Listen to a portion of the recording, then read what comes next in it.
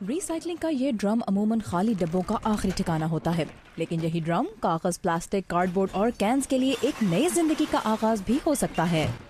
جب تک لوگ کچرا پھینکتے رہیں گے ہمارا کام چلتا رہے گا۔ جینو گیٹشو واشنگٹن ڈی سی کے باہر ایک ریسائکلنگ سینٹر چلاتے ہیں۔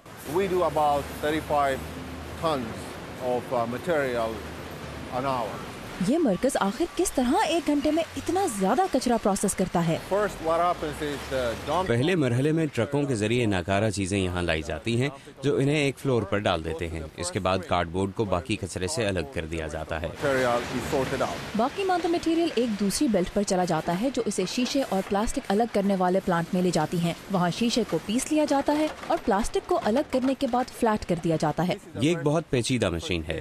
متحرک بیلٹ چیزوں کو ایک مخصوص بنکر میں لے جاتی ہے جہاں ہم اس کے گٹھے بنا دیتے ہیں اور پھر وہ گٹھے دوسری جگہوں پر بھیج دیے جاتے ہیں۔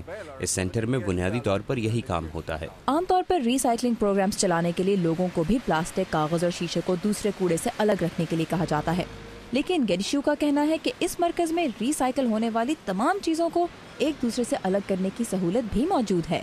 گیڈیشو بتاتے ہیں کہ اس مرکز میں آنے والا زیادہ تر ناکارہ پلاسٹک یہاں سے تقریباً 500 کلومیٹر دور ریاست نارتھ کیرولائنا کے ایک پروسیسنگ پلانٹ میں بھیج دیا جاتا ہے، جہاں پلاسٹک کی بوتلوں کو پگھلا کر نئی چیزوں کے لیے تیار کیا جاتا ہے۔ اس کے بعد کیا ہوتا ہے یہ دیکھیے کل کے شو میں۔